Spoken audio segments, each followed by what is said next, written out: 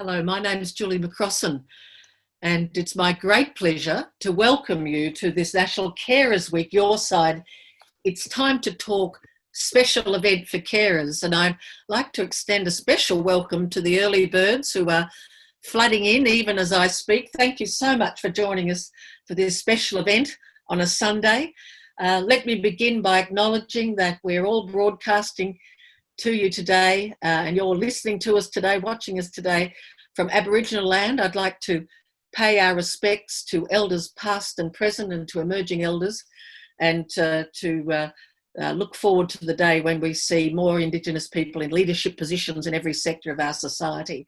I'd also love to extend a very special welcome to carers who are joining us for the very first time, who perhaps are hearing about Carers Gateway and Your Side and the sort of services that are available to support carers for the very first time. A very special welcome to you.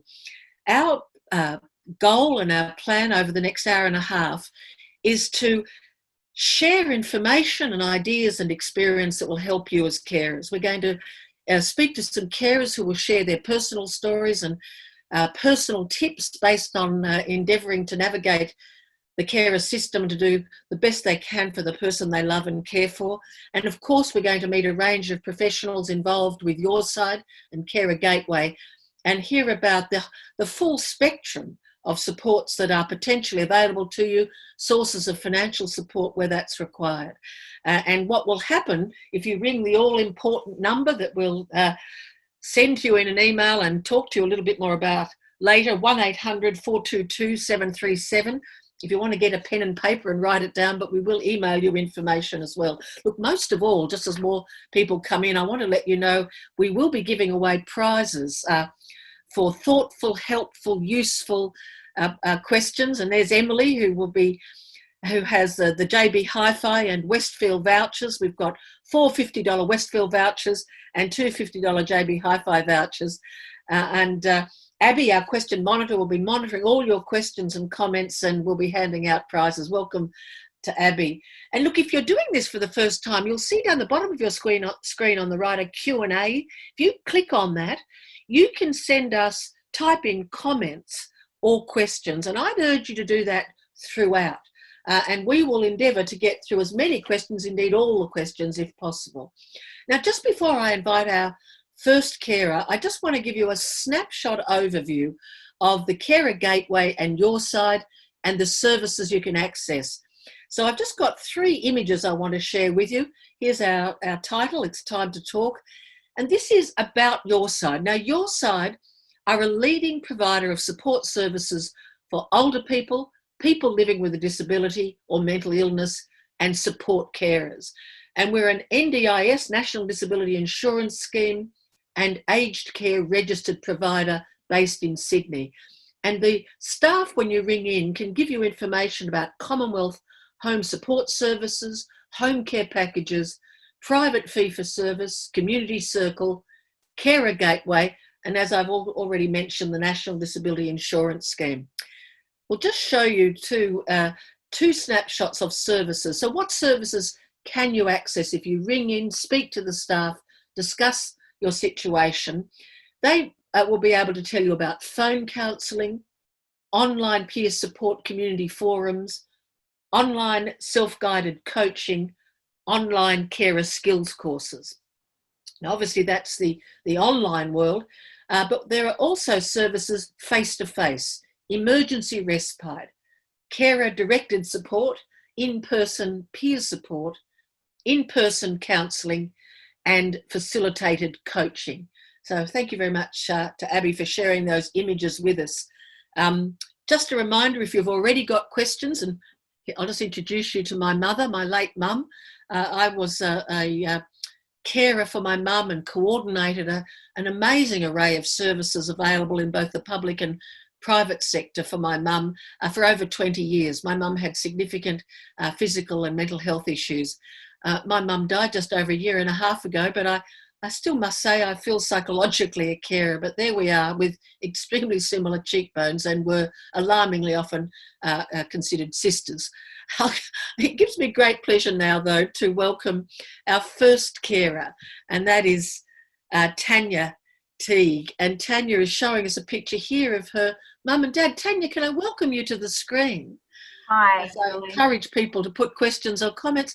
Who were those two people we just saw? And thank you so much for joining us to tell your story. Thank you very much.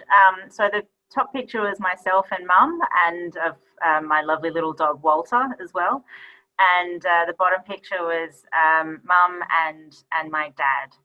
So for a long time I've shared the caring with my dad. So we care for my mum, and she has a degenerative condition. So it's just progressively getting worse, and it's something to factor in with how we provide care.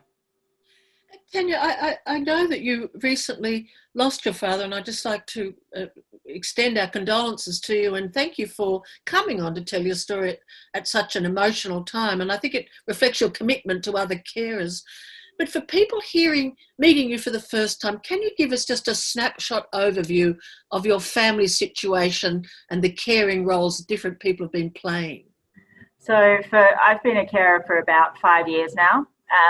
And initially I shared the caring responsibility with my dad. So he was providing a lot of the functional care, so helping mum with lunch and taking her to the bathroom, and maybe some outings occasionally. And then I have done a lot more of the how to put it, the bureaucratic care. So contacting organisations to help mum with support, going to the doctor's appointments, making sure a lot of that administrative side was working and working as mum needed.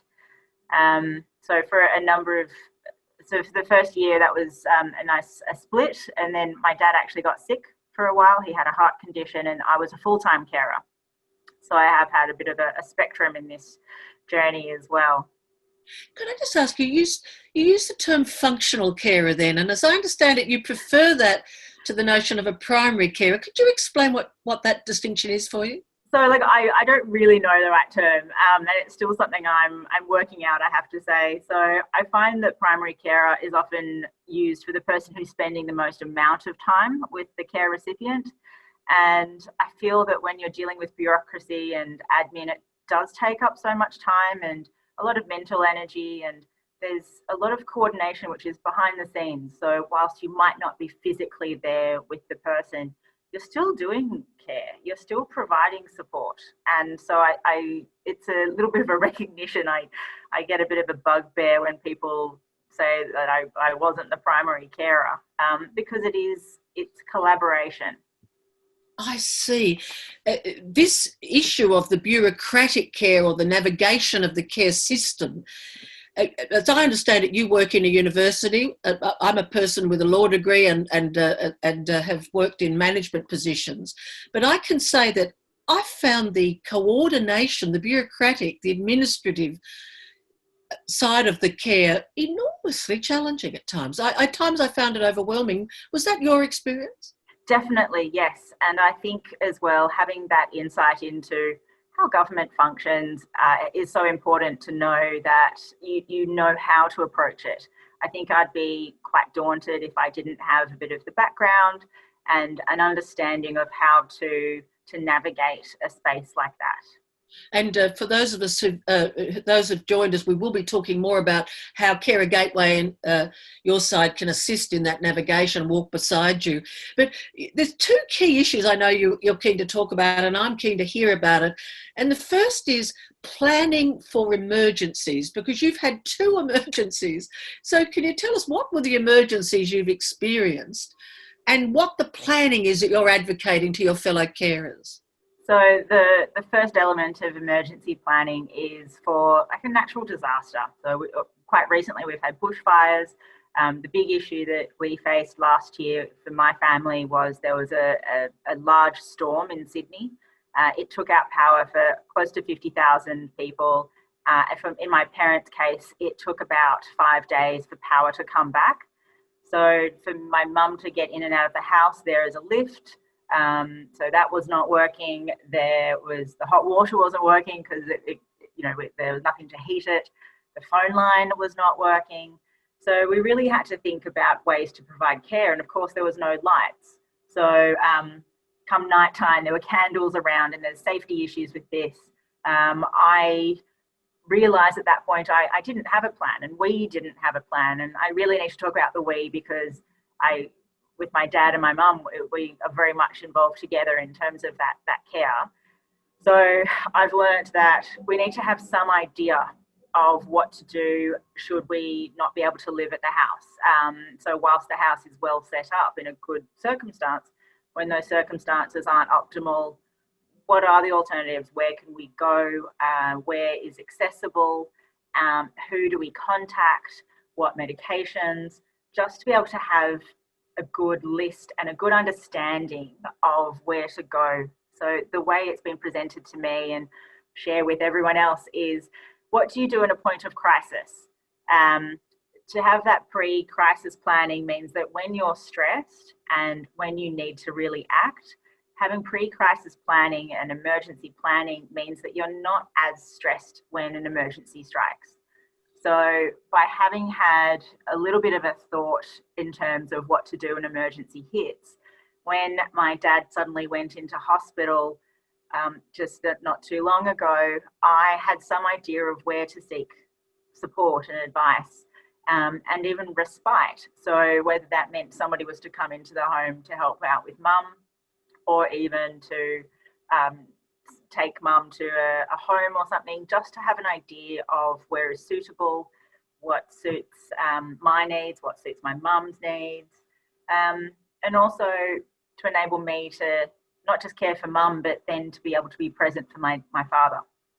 So there's so many elements of it, and I think having had the experience of not quite homelessness, that's too extreme, but the temporary issues with accommodation, having to think about who are our emergency contacts, who are the people we need to call. Having an idea really helped when I needed to, this time round for dad's care, how do I then provide care to mum and my dad, but also myself.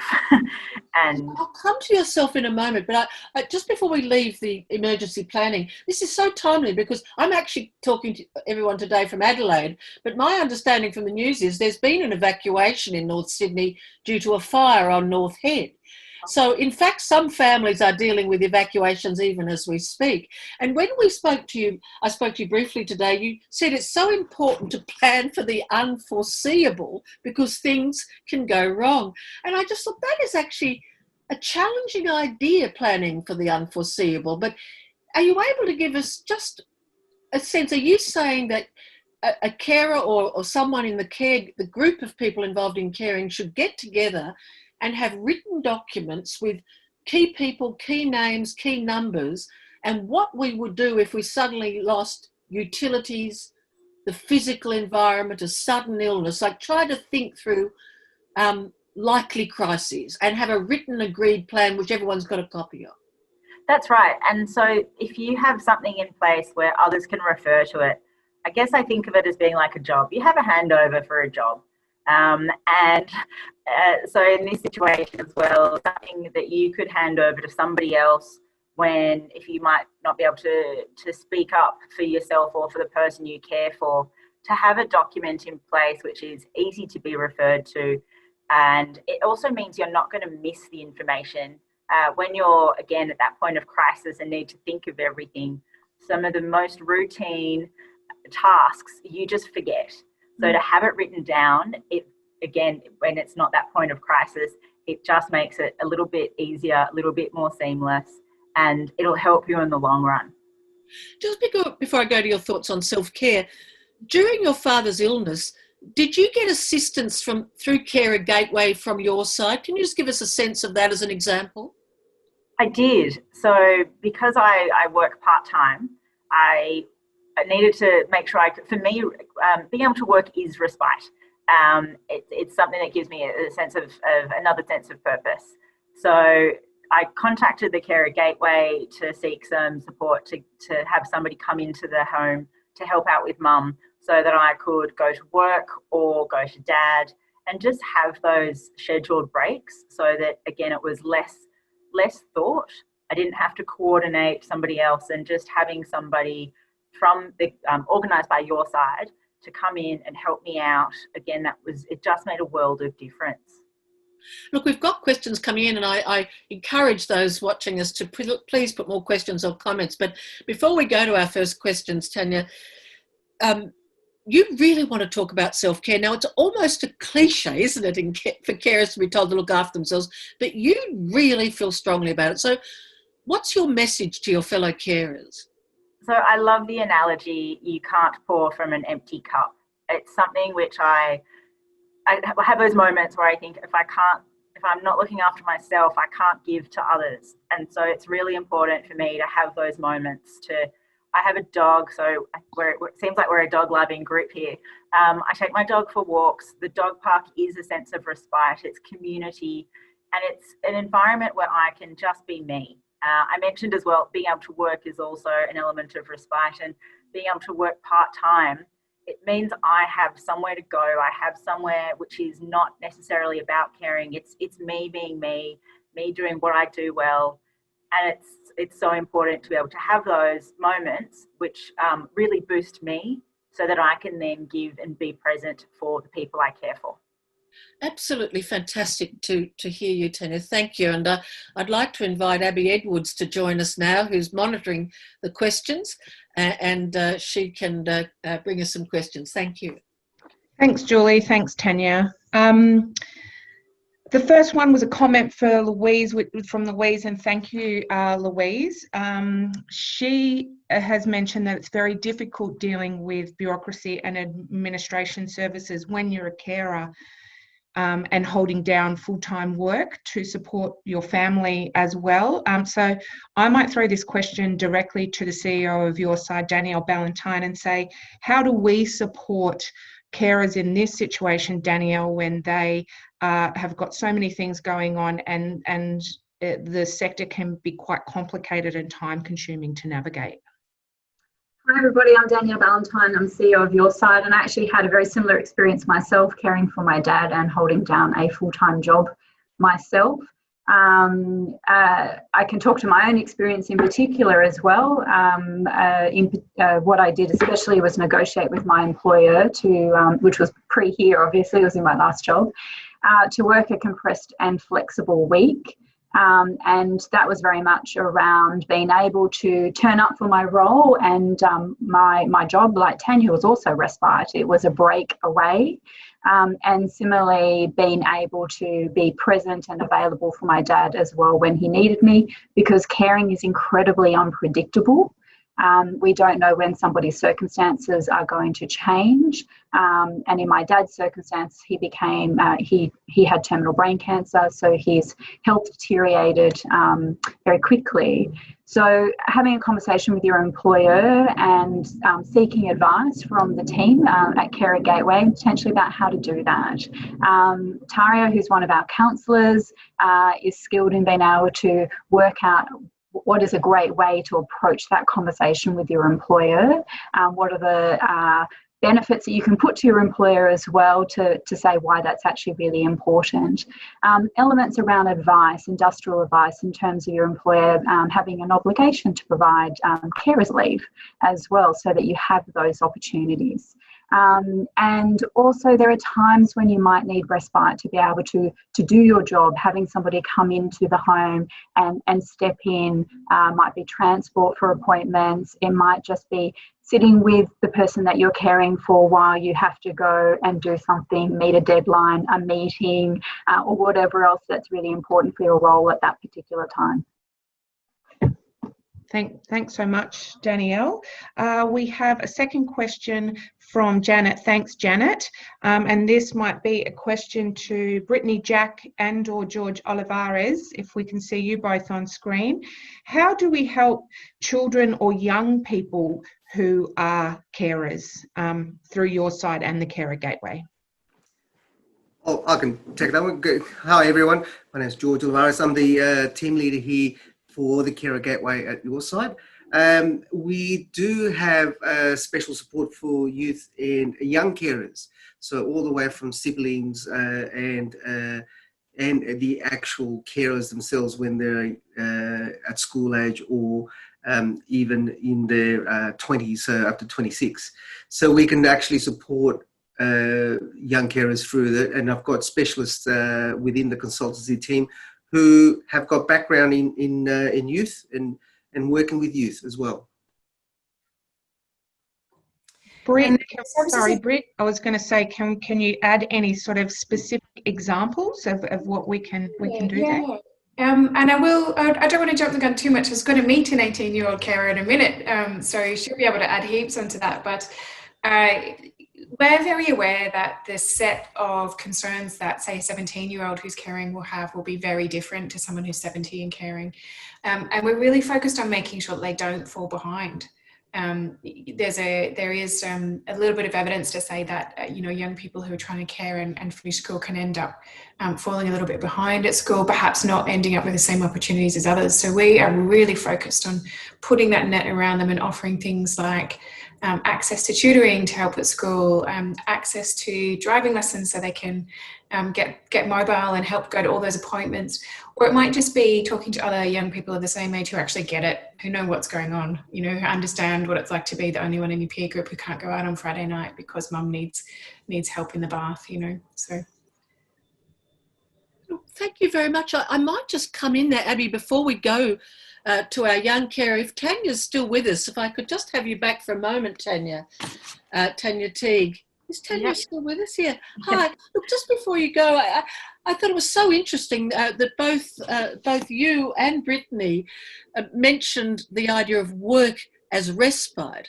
And I just wondered if you could say a little bit more about that, because I think one of the experiences of a care is you can sometimes feel that only you know how to care for the person you're caring for, and you can feel some sort of guilt or anxiety about spending time away from the person you're caring with. So can you tell us more how you see it as a kind of respite or self-care to engage with the outside world? Well, for me, it's having that mental break away from caring. So that is respite. So as meditation might be a respite, or going for a walk is respite, getting into work is also, it sounds funny, but it is a form of downtime. And so it's really fulfilling to be able to pursue a career.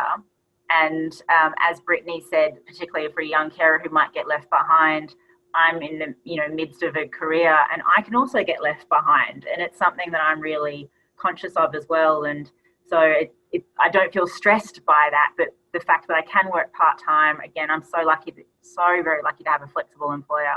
I can do it, and it just relieves that sense of stress. And it's for me, it's been so important. I think that's such an important thing, because one aspect of caring is you actually don't know how long your role is going to go for. My own mother was very ill and lived at least 15 or 20 years longer than all her doctors predicted. And so you're sustaining yourself for potentially a long haul. But look, I'll come to our young carer now, but if we could just applaud Tanya for her participation, and thank you so much. And it gives me great pleasure now to welcome Gabi to our chat room. Hello, Gabi. Gabi is a young carer, Gabi Palme, and here you are with your grandmother. How lovely to see you both, and you can see a certain joy in the relationship. If I could ask you, Gabi, to join us on screen for a moment, can you introduce us to your grandmother and tell us a little bit about her and your role in her life? Hi, thank you for having me. So my grandmother, Elaine, is 89. She's turning 90 this year. And she had a severe stroke on New Year's. So I've been caring for her ever since then. Yeah. And you, how old are you? Do you mind me asking? I'm 18 years old. Yes, 18. And you had previously assisted another relative in your family, hadn't you? Yeah. So I used to care for my brother when he was younger. He had speech problems, so I was more of just a friend for him and to help him be social sort of thing. So it wasn't nearly as much as what I have to do now. Well, give us a sense of how much of your life is caring with your grandmother, because I think both your parents are full-time workers, aren't they? Yeah, so it's basically 24/7 for me. Both my parents are home workers, and my brother also moved out. So since I was meant to be going overseas for sport, I got left with caring for my grandma. Yeah, so it's basically 24/7 that I'm doing everything for my grandma, like daily activities, like drawing, making her food, making her feel comfortable. Yeah, the list goes on, sort of thing. And what do you get from it positively, and what do you find challenging? Just one or two on both sides. I get to be closer with my grandma and feel more empathy towards other young carers and more like other carers that have to do this on a daily basis. And it's really hard with the whole, you know, being cut off from friends and friends not understanding.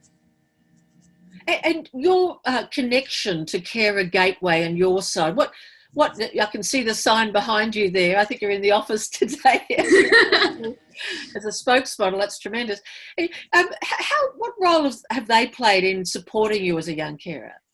So your side in the Carer Gateway used to do camps before COVID. We were able to do activities and camps. So I was able to make lifelong friends that I still chat to now, who also understand where and how I'm feeling, which is really good. And obviously, because we can't do that now, Carer Gateway have been able to give me someone to talk to.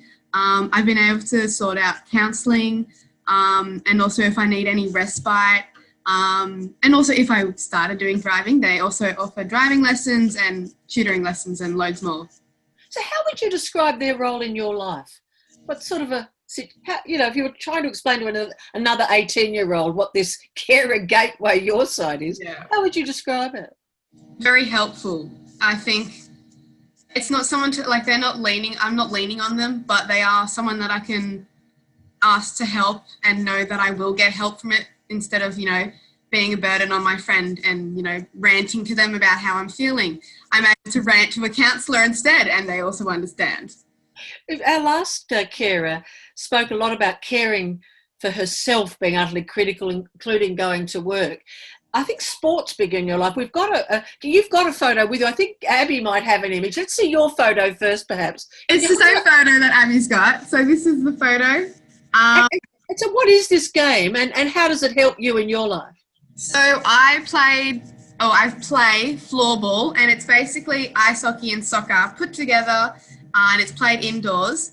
And so I played for under-19's Australian team in 2018, and I was also meant to be going this year, but unfortunately COVID stopped that.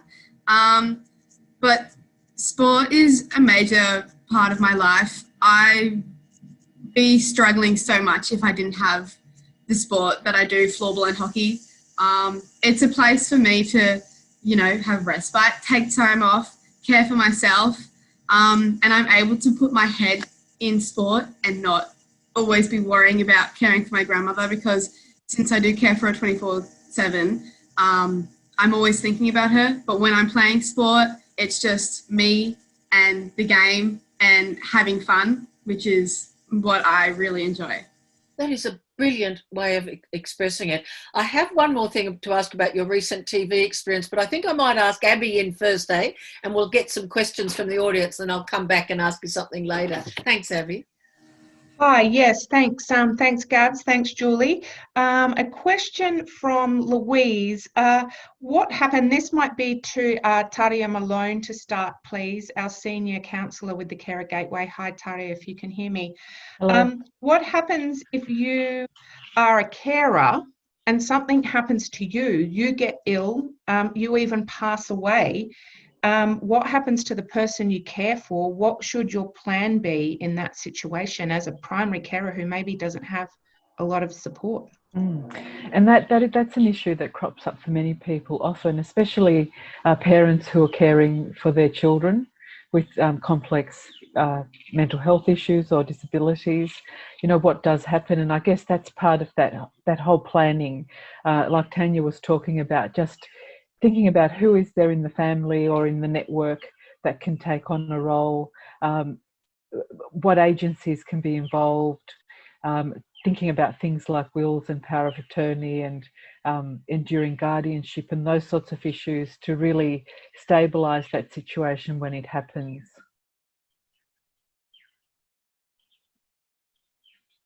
Great, thank you, Tarja. We've got the questions flooding in, so please bear with me. Another question from Joyce. Thank you, Joyce. She said previously she's found emergency respite or urgent care or respite for herself really challenging to come by. You know, it's been urgent, it's been an emergency, and she just hasn't been able to get something organised really quickly. George, Olivares, Brittany, Jack, I'm going to invite you both back. How can we help Joyce, and how are you eligible, George, for emergency or respite care? So all carers are eligible for emergency respite. So all you've got to do is just ring the 1-800 number and ring through. So what we would do is deal with the situation that you got it in hand straight away. So whatever that emergency is, I know we'll talk about how you can register and then have an assessment and go through the whole process of being in the carer gateway. But when there's an emergency that comes into play, we will deal with that first. So you will have a consultant who will straight away get on to getting all the information from you of what you need right now and how you need that to be fixed. And we can then afterwards we'll follow up to make sure that everything's okay and is there any further any other types of services that we need to put in place. So that calls for us being able to organise someone to come to the home or organise for transport, whatever it might need that you need right there and then to deal with a situation. Can I just ask Gabi, you've had the experience of Respite. Can you tell us how that works in your family? So for Respite for me, we've been able to have someone come in when I need them. So it's normally on a Wednesday because I like just to break out my week. So when someone comes in, I'm then able to go off and do my own thing. So because I live so close to the beach, I'll probably go for a swim. I go for a walk or grab a coffee. So being able to have respite and someone come in, I'm then able to relax and not have so much stress on me. Okay, so you've got regular respite. Yeah. Okay, thank you. Abby, would you like to ask another question? Yes, please, Julie. I'd love to. This is a question from Min. Previously, she's been involved with your side with our direct carer services, and now we've moved to the carer gateway. She has to build rapport with new customer service providers. So that's a real reset and change. How does that work once you go through that onboarding system? I don't know, Britt, do you want to start and maybe move to George in building that rapport again with a new group of people, even though they all, if you're in our area, they all work for us? It's nice to hear from one of our regulars, so I'm really glad that somebody who's been this for a while is still around. So I hear you, and I know what you're talking about. And behind the scenes at your side, when this new program launched in April, we had to hire 30 new staff because we got a lot bigger. So if you're ringing and getting a voice that you haven't heard before, that's because the team is now 3 to 4 times the size that it was. And that will just take a little bit of time to get used to. And you know, we do encourage you to continue to get to know us. George, do you want to jump in on the process around caseloads?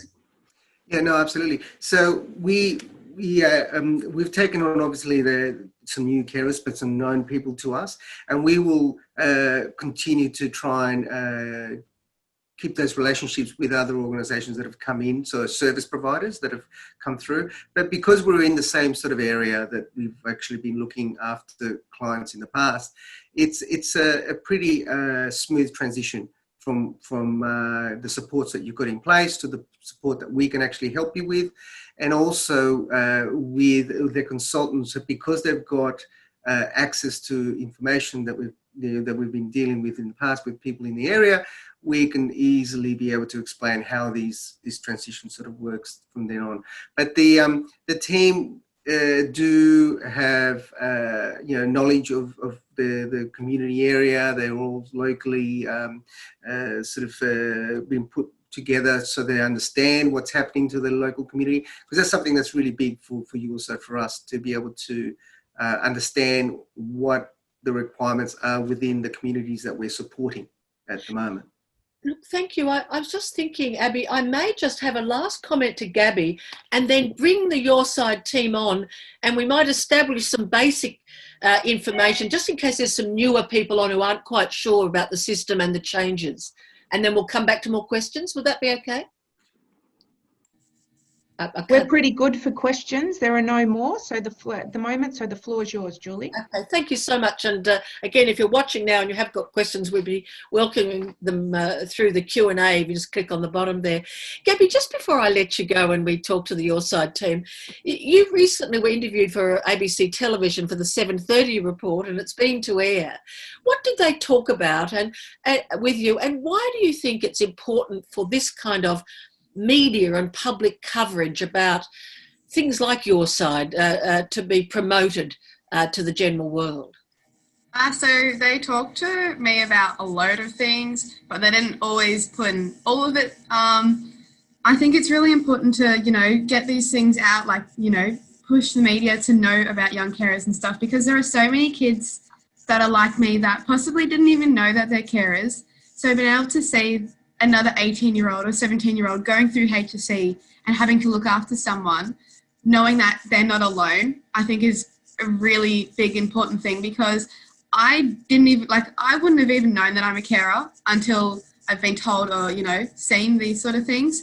And when the video went live on ABC News, I was really happy with it, but I think it would have been really good to put more information that actual young carers, you're not alone, and it is really stressful. But even just knowing that there is someone out there and that you're not alone and there is always help is a really major thing. You're in a situation where your parents are able to support you, no doubt, in ringing things like Carer Gateway number. And for anyone watching, we will put the numbers up at the end of our session today, and they'll send you an email as well. But there are some young carers they may be caring for a parent with a mental health issue or whatever, who may have to make that 1-800 call alone, and for whom that could be a little bit intimidating. What would you say to anyone young who's watching this about ringing Carer Gateway and connecting with these sorts of people we're meeting on the screen today? If there are any of you out there, know that when you call the phone number, they're going to be so friendly. Like, I have called the phone number and it was really easy to talk to them because they had an understanding of where I was coming from.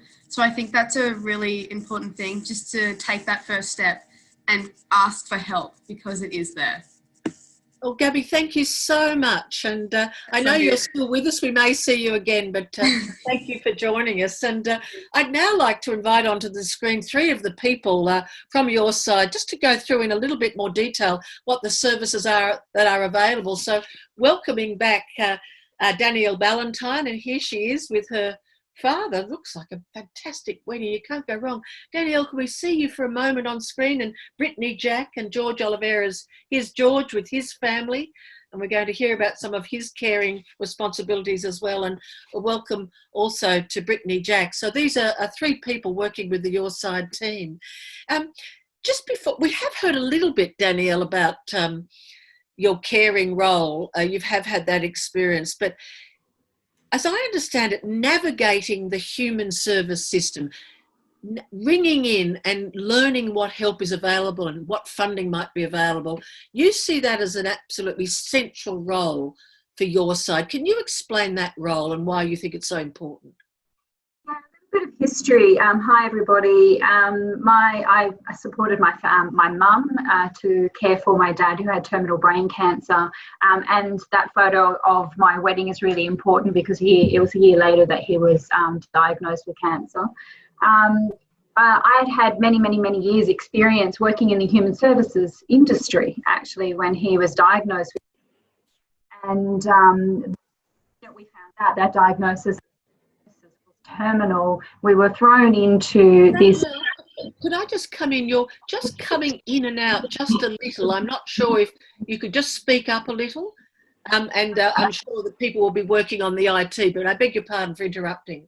No That's okay. I'll move a little closer to the mic as well. So we were thrust into this whole new world that even though I'd worked in the human services industry for many, many years, was incredibly new for me. And you're a zombie because you've just been given a shocking diagnosis. You're going through a process of grief. Your parent is going through a process, or both your parents are going through a process of grief, and you don't know what the next steps are, and you don't know what's out there. And there was so much that I realised through that experience that I did not know. And at the time, this was 12 years ago, there was very few people who actually sat alongside you and was able to tell you the expected steps that might be coming. Everybody's experience is unique to them and their health needs, but I found myself at midnight each night on Google researching, trying to find enough information, and it wasn't there. So from that experience and coming into my position at your side and seeing that exact same experience sits across not just carers, but older people. We know for people with disability, people living with mental illness or chronic health issues are all having the same experience. So the focus was building a service model that delivered total care and that understanding that we can't change a government system. We don't have that level of influence, but what we can do is walk alongside of people as they're navigating that, and at times be a sounding board, be information, be advice, be a referral network to what the needs are. I'm going to come to your colleagues Brittany and George in a moment, but just staying with you, as it were, a little bit higher in the helicopter before we get into the process when someone rings 1-800. You know, your staff have expertise in what this carer gateway is about aged care packages, about the National Disability Insurance Scheme. Again, just for people who may be watching this, for whom this is new, why is that understanding of those sources of government funding important when someone rings in to describe their situation and say, what help can you give me? Why is it important you've got expertise in those areas? Well, these things happen to us. It's not something that we ever planned for, and being able to call an organisation or have a relationship with a person who works in the system is really important. You're in a position, you're experiencing a point in time of where there's a huge knowledge gap, and the funding systems operate in silos. There is Carer Gateway, and then somewhere next to it is NDIS, and then somewhere else there's home care packages or My Aged Care more broadly, and they are segmented and siloed. But as a carer, you're not just navigating your own experiences, you're also navigating the system for the person that you're caring for. And so the great vision that I have for your side in delivering total care is that my team, if they don't have the expertise or the knowledge, there's someone within the organisation that does. And so it's really important that our team work really cohesively, really collaboratively, and they will go and find that information and advice for you. And Danielle, for someone watching who's thinking, how much is this going to cost? What's the money side? What's your core message? Because I understand everybody's situation is so different. It's hard to give one answer, isn't it? But what's your core message about financial support? The best thing to do is to be really open and honest. When you ring in and you have concerns around payment, so a lot of the systems are government funded, and some of those systems do require a client contribution as well in terms of supporting the level of service, is when you ring in or when you log on to the carergateway.gov.au website, ask those questions. Ask, is there a requirement for you to contribute to the support, or is it fully funded? And be very clear, is it for you as the carer, or is it for the person that you're caring for? And they will be able to either give you that information over the phone or be able to direct you where you could get that.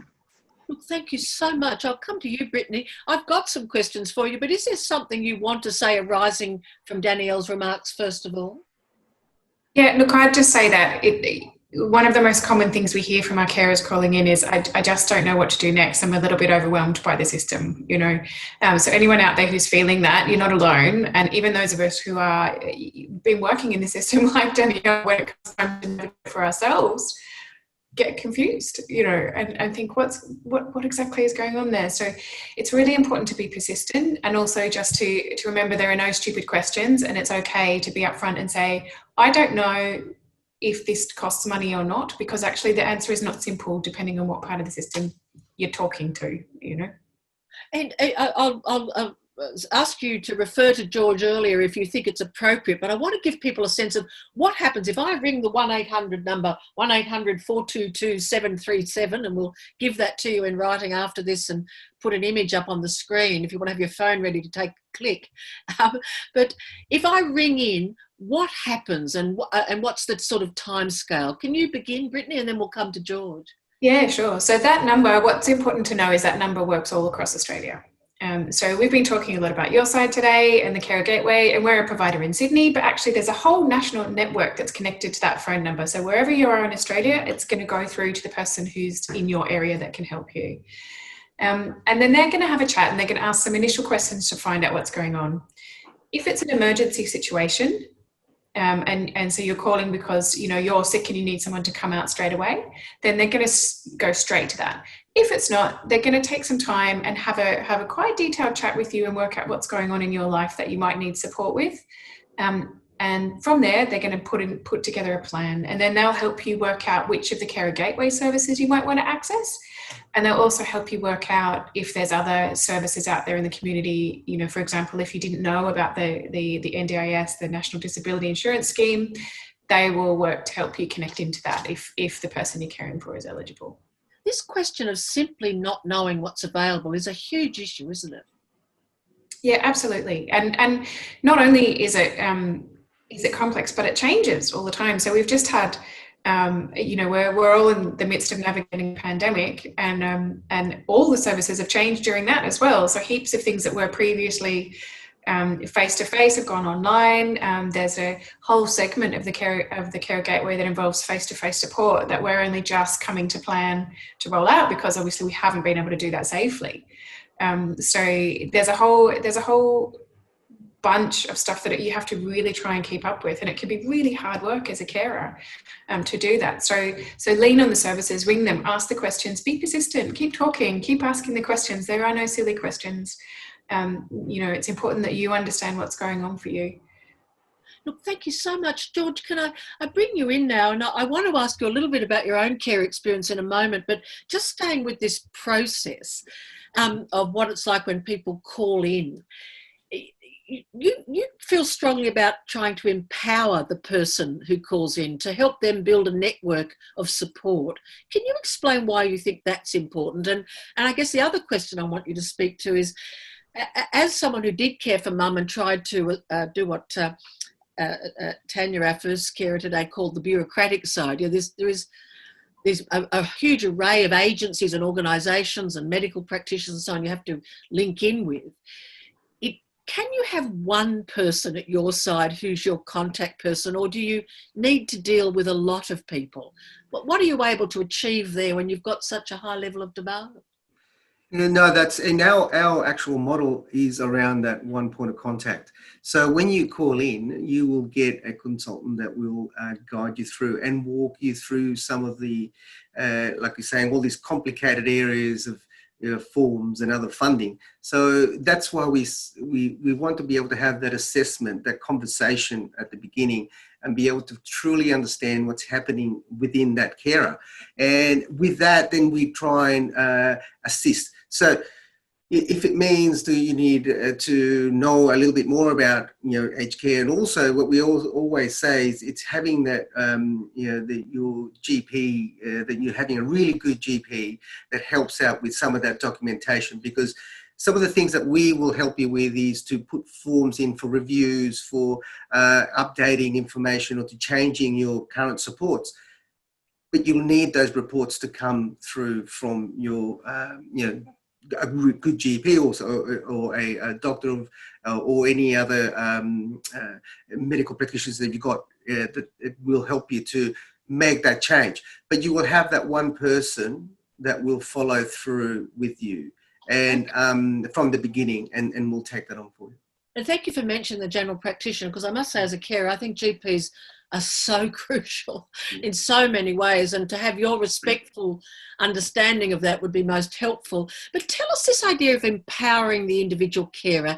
Can you give us examples of how you might try to do that with your team? Yeah, sure. So what they will do then, as we're giving you that information, we'll then we'll allocate tasks for both us to do as an organisation, but also for the carer to take on and understand and take that forward. Because it's when that person is able to then navigate some of these issues, then they become a lot more confident in the system and also knowing what they need to make changes. So we will walk with the carer through that journey, but part of that journey will be to give that information across. So if it means, like I've said, going for a review, allowing the carer to understand what actually needs to be done for that review to take place, how much information you need to have, and how we're going to get that together, and then also information that the carer will get themselves, and then after that, explaining what that information is all about. So that's where the power comes in explaining what that process is. And we've got so many great people that are able to give us that sort of support within the organisation at your side. It's like Danielle says, that we have this great team, and all of us sort of collaborate together to try and get the best outcomes for all our carers. Look, thank you so much. I think we might, if I may, go to Abby, and we'll get some more questions from our team. And I've got a couple more things I'd like to ask you if I have time. But Abby, we welcome you back. Thank you. Hi guys, thanks a lot. So we have some questions from Philomena. Thank you, Philomena. She said she has looked after her mum. Her dad passed away 11 years ago, and so she's been the primary carer. She was recently made redundant last year and has found it quite difficult to be at home. Her question was around, when this is a two-part question, maybe for George, costs around the service. Are there costs associated with the Carer Gateway? And Tarja Malone, how do you deal with, that change and that isolation after working and just being home as a full-time carer? George first. Yeah, so in regards to cost, some of the services that we offer within the Carer Gateway, some don't have a cost, like so with counselling, with connecting you with peer supports and networking. There is no actual cost to the carer. When we offer packages, but when we, as Danielle explained, we would talk to the carer about what their situation, if they're being honest to us about what their capacity is at the time, we would work with them with any of the supports that we put. So if they need in-home support, there is a contribution that the carer would need to make from the services that we put in place, but we would talk to them about their current situation and what that would mean to them if that was an issue. But there are services that we have that have no cost to the carer. George, can I just say to that as well, Cheryl's popped up with a question saying there are financial packages available through the Carer Gateway if you are experiencing financial hardship. Is that correct? Well, the packages that we offer are for support. So we will put services in place for the carers. So if you need in-home support, some transport, or need to be able to get to and from appointments, or like we're saying with young carers, if they need tuition, they need to learn how to drive, schooling, anything to do with. We also help out with equipment if it's if within the assessment it actually comes out that that's exactly what we help you with your caring role. But we look at the caring role itself and how we can help you with that role. We would then put you in contact with areas and refer you through to, if it is a financial issue that you need, we will dig into that for you and try and get you the right help.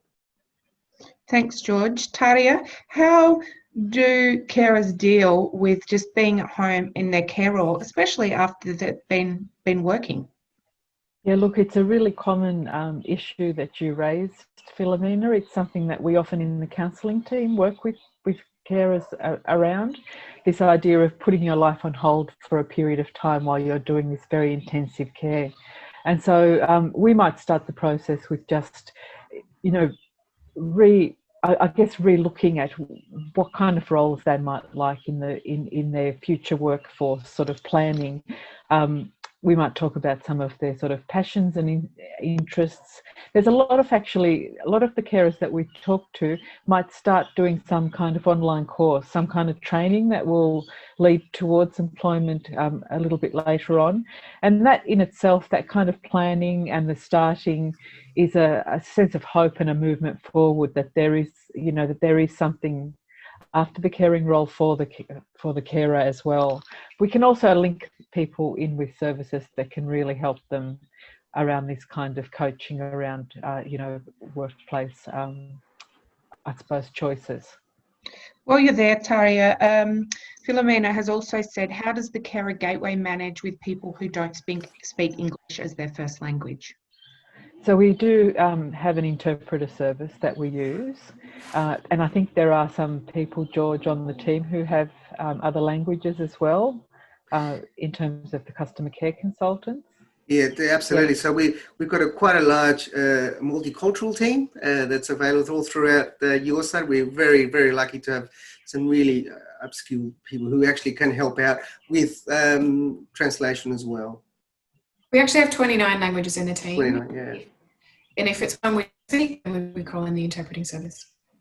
Yeah, that's amazing. I'll do a couple more. There are quite a lot, but we might revisit some more of them later. A question from Louise, maybe this can go, and then one for Danielle after that. Maybe this can go to Brittany. First of all, Louise said, Danielle, as a CEO, you make me feel comfortable and you're incredibly relatable. We feel the same way about our boss. It's true. She's the best. And she said she just thinks your side sounds awesome. It is. She's in the Hawkesbury. Can she access our services, Britt? Depends exactly where in the Hawkesbury actually for Carer Gateway. She's more than welcome to ring in and talk to us, and we'll work out which side of, because it's one of these things where there's a line down the middle. But if not, we can make sure that she's linked in with the provider in her area as well. So yeah. Just so it's clear to people, Brittany, this word "your side" applies, is that correct, to other places all across the country, and it's just which particular person you get, or how does it work? Yeah, so Carer Gateway is a service that applies all across the country. That's funded by the government, and the government has chosen local providers from all different areas to make sure that you get that local touch. So we're experts in Sydney, particularly the north and the west, so we know everything that's going on there. And then there's another lot of people for Brisbane or for Hobart or wherever you are in the country. And Your Side is the organisation that we all work for that does services in Sydney. So we do Carer Gateway as well as some other similar types of support services. Thank you. I'll refer, thanks Britt, thanks George. I'll refer our last question to Danielle. Danielle, this is a question from Kimberly. Now, Kimberly, we should say we're not a residential aged care provider here at Your Side. We do aged care through home care packages, so people living independently at home, NDIS support and carer support. But your question around COVID and COVID safe practice during this time and how to stop people feeling isolated at home as carers, or as people who need care, how have we gone about helping people not feel isolated, especially if they can't go out during this time, Danielle? So we can never expect a pandemic, and so what was thrust upon us in March was unexpected, and its ramifications were incredibly unexpected as well. But what it did do was force all support service organisations to really pivot in how it delivered its services. As an organisation for carers, people with disability and older people, we did a lot of in-community based activities, whether it be peer support, having lunch, going out to events, the theatre and those sorts of things. Those things were shut down overnight. And so we transformed a lot of our activities online, like we are currently now delivering an activity online through a webinar. But we do those also in smaller groups where it's much more intimate and you can actually participate with one another. We're doing our peer support activities online at the moment as well for carers. We have some analogue activities as well. So for some of our older clients, we have put care packages together where there's instructions on exercise, there's music, there's recipe books. We actually do an online cooking school as well. They're lots of fun. I did participate in those. We're also doing Name That Tune, which Abby is our resident DJ as well. We have done art classes online. We do knitting online. We do a whole range of activities online. So what we did was take what was happening face to face and put that online. We also appreciate, however, not everybody wants to spend their hours in front of a monitor. And so we put together a pen pal project where we were connecting older and younger people, or older with older people, or, you know, people with similar interests, where they could actually write letters to one another as well. And we had overwhelming support for that, which assures me that the art of writing is not dead. Perfect. Thank you, Danielle. Back to you, Jules. We'll come back to some Abby. questions. And we'll come back with more questions. If I could ask you just to stay for a second, I just want to ask Danielle and George something in particular before we meet our counsellor again, Tarja Malone, for a little bit more, and then we'll come back to a final session of questions. Just coming back to that issue of financial support. If I could just say, as someone whose mother was a self-funded retiree, during my period as supporting her and organising support, I don't think we ever got financial support. That's the honest truth of it. I'm not criticising that. I'm just saying that as a reality. But I did feel I got benefit when I reached out to get guidance in all manner of ways in terms of navigating the system, understanding where I might be able to get other supports for my mother. She was very much wanting to stay at home. Even if we did end up paying for it, I think her life and my life would have been immeasurably more diminished if we hadn't reached out. So I guess, is that going to be true for some of your clients? Because it sounds like if you're dealing with North Side and West, you're going to have the full socioeconomic spectrum among the people who you're supporting on your side. And so I suppose my question is, if you can't offer money, what can you offer? Look, in my experience, and I'm a kid from the West. I'm from Western Sydney, but I'm now living on the North Side. So I 100% know, you know, what you're talking about there, Julie, in terms of the variance in the socioeconomic demographics. And shout out to anyone who's from the West online today. Is that it isn't always about financial. I mean, I think sometimes we feel that it is, but the role of caring, yes, can come with additional expenses. The cost is often not being able to fulfill a full-time role, employed or paid role. But the challenges actually come from trying to navigate multiple systems, not just one. It might be the care system, the carer system, or the health system, or the disability system, or the aged care system, or housing, or end of life. There's so many things that you're actually navigating, and to have somebody who walks alongside of you through that process as a touch base, as information, as advice, as just peer support, is pretty priceless, because to not have that, and I'm talking from my own experience, we didn't have that. It was, and my dad was the youngest of 6 children, so he had a huge village around him, and we had a very big village of support for him. But in terms of those practical bureaucratic systems, we did not have that. And it is very lonely and very confusing. And you're asking multiple questions, desperately looking for answers, and no one can give you a black and white answer. And it felt for that full year that he was very unwell, that we were in a big black hole of information and just grabbing at anything. You know, as I listen to you, I'm thinking even what is an enduring guardianship document? What is enduring power of attorney? What is an advanced care directive and its legal status?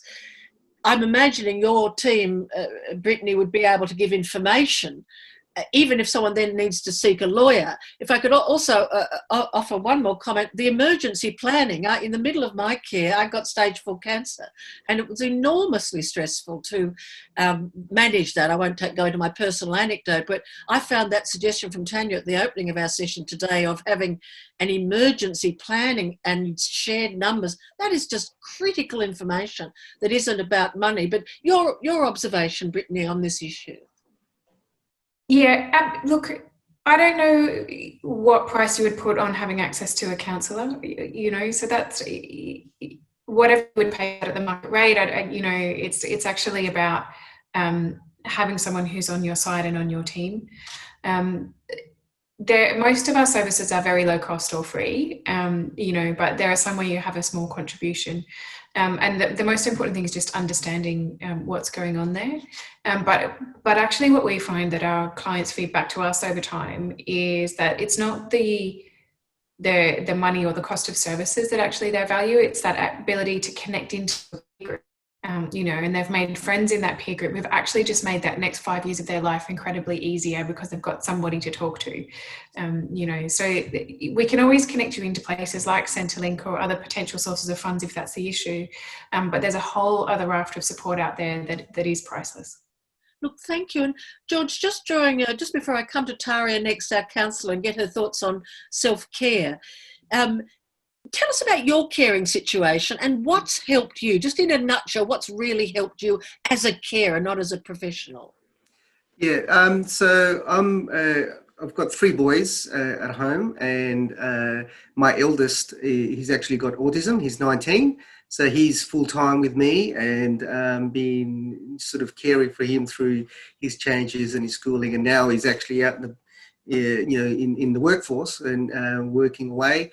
But he's still got you know, some pretty high needs in a way. Like, but he can communicate. He's pretty good, but got a significant delay.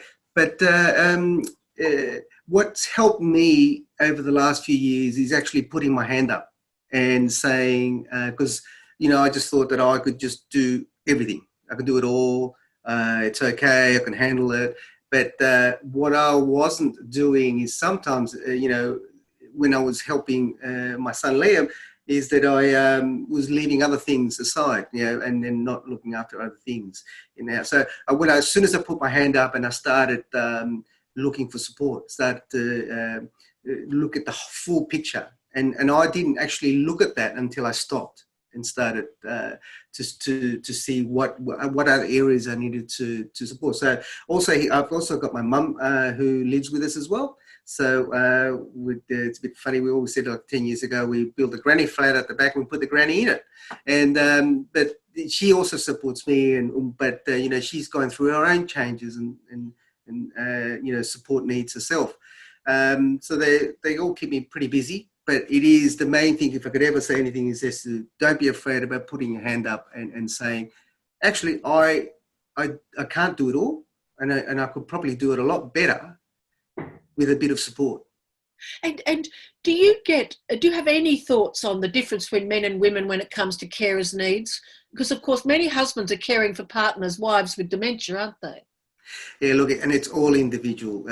We get so many different cases, and it's like some of the things that I've come across might not also be what other people have come across. But I draw from all my experience and all the, I guess, the mazes that I've had to deal my way through.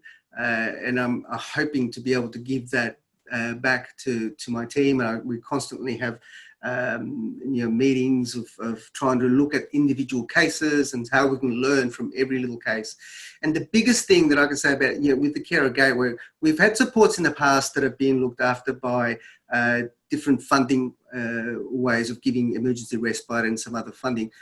What the biggest difference has been by the Carer Gateway being introduced is that we now got the ability to continue this relationship with the carer and go back and make sure everything's okay, and keep on keep on walking with them with this care, because everything changes, and we all understand within aged care, within disability, and even with my son, every year is a different year.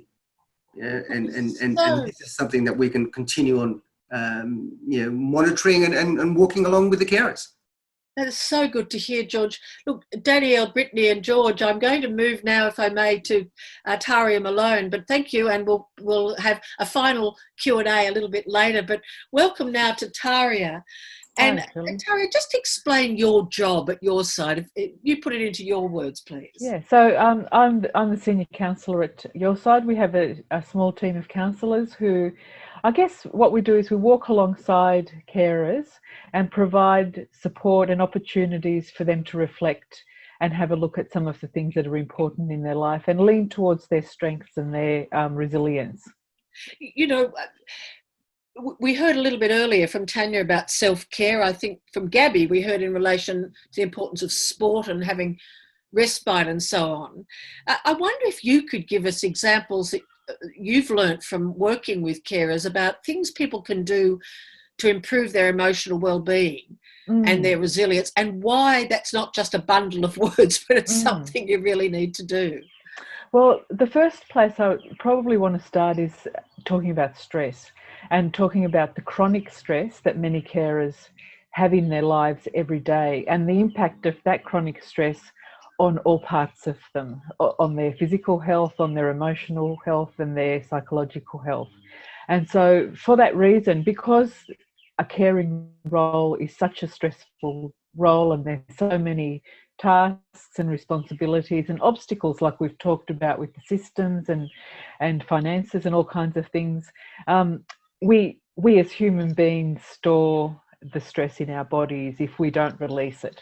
And so what I talk to carers often about is having things in the moment. Like all of us will get triggered at different times through the day with stresses, and we'll suddenly be flooded with a whole lot of cortisol and adrenaline, and sometimes our brain shut down, we have brain fog, we have we're unable to manage that situation really well. So I talk to people about having strategies in the moment when you're actually just suddenly triggered and dysregulated, and then having things that you do daily. Could you give us examples of in the moment and Alex, give us brief specific examples? So sometimes people will change their environment. So their care recipient might have behaviours that are very difficult and sometimes aggressive and unreasonable, and that might trigger the carer. And in that moment, and maybe in the past they might have responded in a way that they weren't particularly happy with. Maybe they might have been angry back or then retreated. So sometimes they'll do something like, and what I want to say is that carers all have so many strategies already that they do, and sometimes when we talk in counselling and we talk through these scenarios, we'll actually be able to label them as strategies, and there's an awareness then that this is actually a strategy of nurturing and grounding and self-calming. So they might step outside into the garden or onto a balcony. They might do some breathing. We go through some breathing activities with people and teach them how to calm their bodies and their nervous systems. They might do some mindfulness, simple mindfulness exercises around just coming back to the present and helping them to just focus on what's happening in the here and now. Other times people might go to the freezer and get an ice cube and feel the coldness of the ice cube in their hand, just as a way to bring you back into the present. So there's a whole range of things, and people use different techniques according to what kind of helps them. Then we also talk about daily wellbeing kind of strategies and activities, and like Tanya said, you can't pour from an empty cup, and I often talk about the analogy with the aeroplanes, with the oxygen mask, and having to sort of get the oxygen into yourself first before you can help other people. And so that's an ongoing daily practice of having some time to really help you to deregulate some of the stress in your body and help your nervous system to kind of come to a status quo and a steadiness. because it's the build-up of all of that stress and not having it released that can cause a whole lot of physical and emotional, psychological issues. So people might do things like, so I'm just thinking through some of the people I talk to, sometimes people will have a passion, and I've got some people who are writers, and so they might do some writing, some journaling. They might do writing, you know, their life history or something like that. Other people are artists, so they might do a bit of painting. I had one woman that I speak to who's got 3 children and very little time, but she had 5 minutes in the day before our session, and she just drew a picture on a card that she was going to send out for Christmas. So a little tiny bit of art. Other people will do yoga. Other people will do gardening. You know, it's all. So I guess the sort of areas that we look at is a way to release some of the stress out of your body by doing something physical. And it could just be putting on a song and having a dance. You know, as simple as that. It doesn't have to be going to the gym. It doesn't have to be playing, you know, competitive sport or doing something really big. It's just it's a releasing the stress out of your body. Then there's the connection part, having somebody in your life that you can connect to and be real with and authentic with and honest with, and where you feel safe. So it just has one person maybe in your network that you have that safe relationship with, and it could be a counsellor. You know, if there is nobody in the sort of natural network. So and then some of the sort of emotional well-being, the way that we sort of talk to ourselves, self-compassion and being kind to ourselves, and maybe leaving some of the critical self-talk behind. And then the last part is sort of long-term goals and aspirations, and we've talked about that with work and with different things like that. So just having some kind of trajectory forward where, you know, you're working towards your life, you know, down the track as well. So immediate, everyday and long term. That's very, very helpful framework. Thank you. I'll just say to our viewers, we're going to come to our final question time shortly. So if you've got any questions or any comments, if you could click on the Q&A and put them there now. I'll be coming to Abby shortly for questions. But just first up, this emergency planning, you know, planning for the unexpected, I'm just wondering if in a way that can apply to being overloaded by the care experience. And, you know, if I could go to that more serious end where either a carer themselves may feel overwhelmed, or they may feel unsupported by a family that may have insufficient support, or family conflict can be very, very stressful in a caring situation, or they may even find themselves feeling hostile towards the person they're caring for. And we know there is elder abuse, or abuse of vulnerable people. It sadly is part of the human experience. So it's good to plan for that in a sense, and have a sense of, I will seek help if X, Y, and Z happen, and I will get my help from 1, 2, 3. Do you see what I'm trying to say? If someone was trying to prepare themselves for when they might need help and where they might go, what would be your advice? What to watch out for and where to go? So I think the big thing is that we do know that our families are complex, and that just because we're caring for somebody doesn't mean that our history with that person and within our family systems goes away. And so for many people, these sort of moments of crisis do bring up a whole lot of conflict within families, and also abuse and trauma and different kinds of things. So I think safety planning is really important. And so for the carer, many carers that we speak to are also dealing with behaviours from their care recipient that are really quite threatening. And so we do talk about safety planning with them. So recognising when it's starting to escalate, for example, recognising the triggers for themselves, but also for the care recipient, the kinds of things that might escalate a situation, then knowing who is around them that they can contact. It might even be being able to leave the home and going somewhere safe at the time until things settle for the care recipient or for themselves. It's a really common issue, actually, Julie, is that there is this kind of lack of safety in some homes.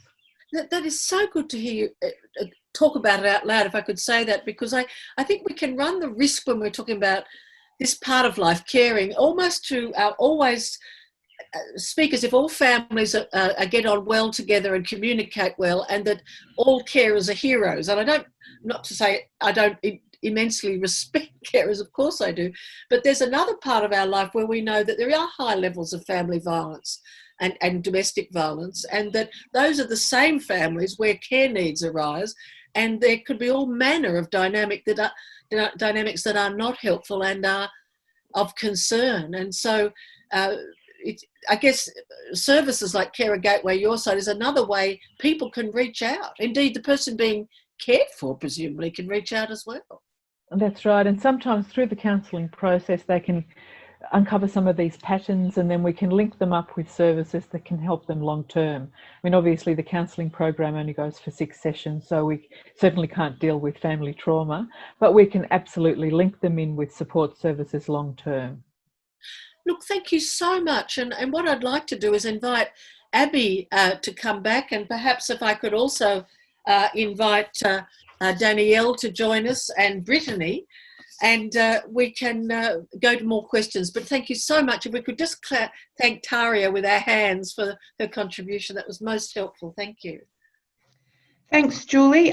We've got an excellent question from Brad, and I might actually ask Tanya and Gabi to come on and answer a bit of this, but we'll go to Tarja first. Tarja, Brad has said that he's got aging parents at home, but they're very wary of strangers coming into their home to provide support services. And so how do you deal with that sort of dilemma?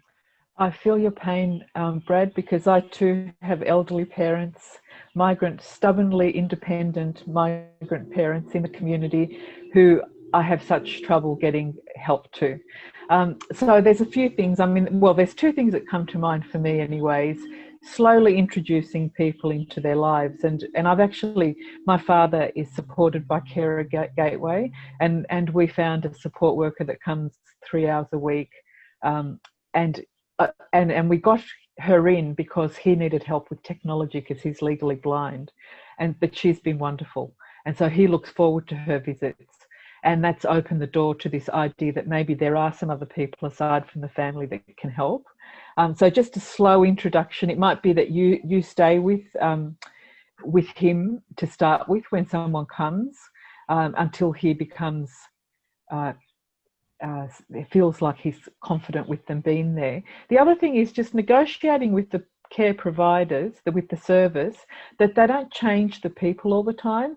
This is one of the really common issues that elderly people talk about, is that their domestic assistance person, changes constantly, and that's really distressing for people. So talking to them about continuity.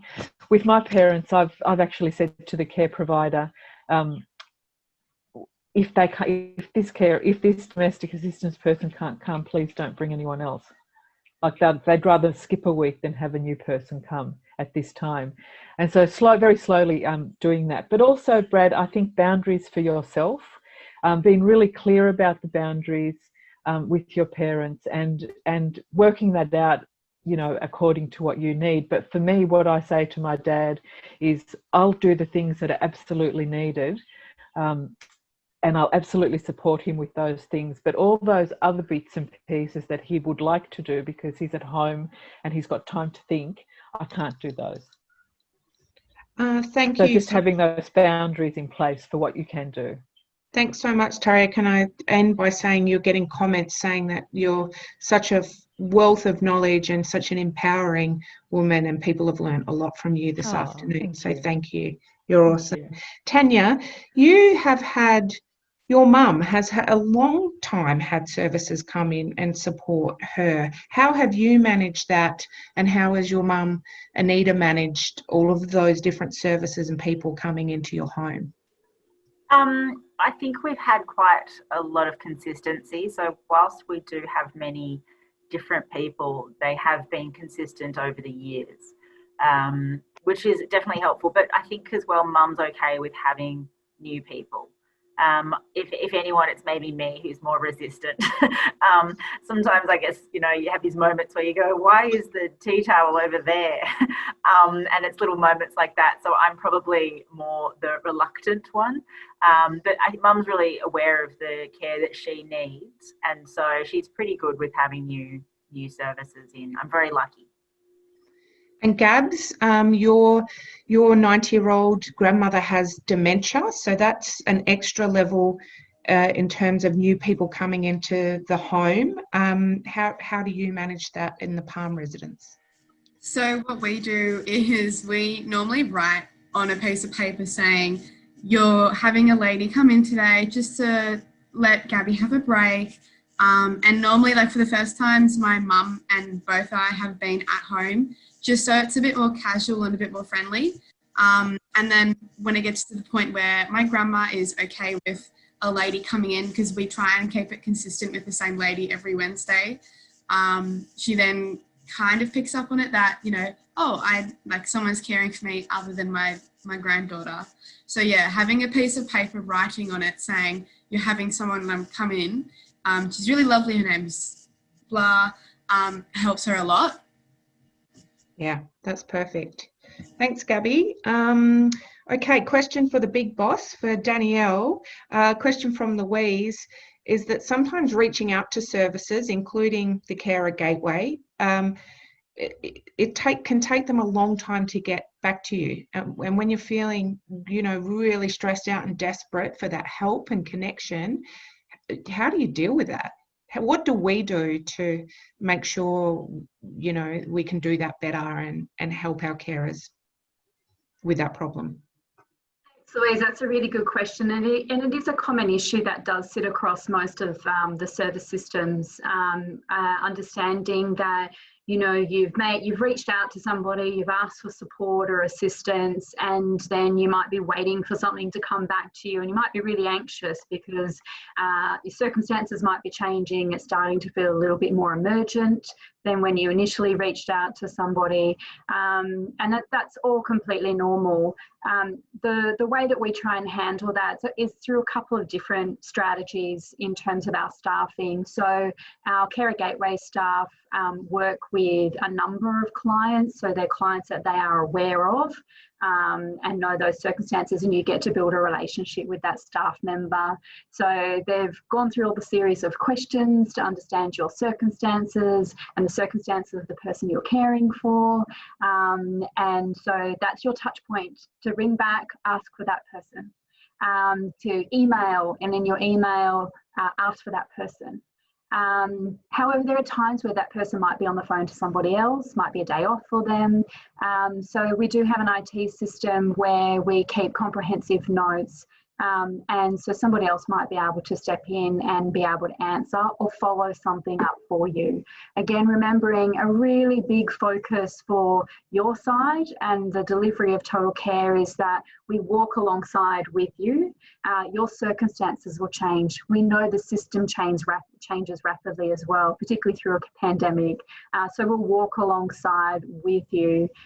We'll try and take some of that anxiety by doing some of that work with you, but keep, practical, have the name of the person, the email, the phone number, follow us up. Could I just say, Abby, I think we have time for another question, but I just want to reassure our viewers, we will be announcing the winners of the gift vouchers shortly, but we'll just do another question first, eh? Yeah, last question. This will probably be to Brittany. Jack. Britt, Cheryl has said, how do you set up carer support services or peer support services, say, in regional areas? And I know the Carer Gateway is a national service, and she said specifically Northern New South Wales, because that's where she's from. But yeah, I'll leave that to you. Yeah, so there's providers all across the country. Depending on exactly where in Northern New South Wales you are, I suspect you're probably dealing with Carers New South Wales.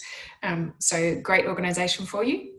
If you ring the 1-800 number, it's the same number all across the country, and they will then connect you in to the people who are boots on the ground in your local area. I know that our example of peer support has been one of the services that's been more difficult and more challenging to set up because of COVID. and that may or may not apply in the area where you are. So we would normally have face-to-face as well as online options, and we've had to have an online-only service up until now, and so it's taken a little while to get up and running just because of the context that we're running in. So that might be happening there, but I do suggest give them a call and see. You're clearly able to navigate Zoom because you're here today. So hopefully, even if it isn't right around the corner, you're able to connect into something online as well. And we've got a few other questions. I'm not going to go into them. There is a question around NDIS. We do provide, we have an NDIS team here and a home care packages team here at your side as well. Emily is going to put into the chat now your side, so not the Carer Gateway's 1300 number, and you can call that and we can address some of those questions and help you with NDIS support and home care packages support, because there's some separate questions around that. There will also be an email that goes out straight after this webinar with all the numbers, the slides that we've shown you today, and there's no wrong door. You can call our 1300 number or that 1800 number anytime, and we'll refer you to the services and supports that you need. Look, thank you so much, Abby. And can I just say, just before I announce the winners, and we might just show a couple of slides with numbers on at the end. Will we still do that, Abby, in a sec? But just before we do that, I just want to, on behalf of everybody, say a particular thank you to Tanya and to Gabi. It's just been so great. Yes, thank you to join us. You know, really seriously appreciate it. And enjoy. Look, everybody, and there's Emily, who's been in charge of our prize awarding, which I'll do in a second. But thank you to everyone who shared personal stories, and thank you to the staff who are all here on a Sunday. To be honest with you, that's great and not to be taken for granted. Let's be honest, that's a development in our service systems which is most beneficial to ordinary families and access to support. So I just want to clap everybody. All stay there, because now we've got a sort of Brady Bunch look that I just think is really great to hold until the last second. But our winners of prizes, our $50 vouchers, which Emily will ensure go out to you because she's got your full names, but I will just be saying your first name. So our winners are Brad, Joyce, Min, Philomena, Kimberly and Cheryl, and that's a reflection of your engagement with us and the questions and comments, and so congratulations to all of them. And we'll close by just showing you some key numbers, but as Abby has said, you're going to get things sent to you. So thank you to all our Brady Bunch members, and let's just show our team. There's George and Taria, the dog looking tremendous. And I think we have some telephone number. Here we go. How to access services. So you can see there the 1-800-422-737. That's the critical gateway in. 1-800-422-737. And all those other processes of registering your conversation on your needs, the development of a plan, coordination and contact with you. And I think we might have one last slide. Again, the Carer Gateway number, but if there's been an emotional issue, we've discussed a few things to do with family violence and so on. Lifeline and Beyond Blue are just a tremendous resource to us at all times. And so I think we've just come up to our closing time, and so we're going to bid you farewell with the shaking hands, and thank you so much to everyone who's stayed with us for the entire time on a Sunday. We're just tremendously grateful, and now I think Abby will disappear. Yeah, so, thanks everyone. Enjoy the rest of your Sunday. Take care. We're here if you need us.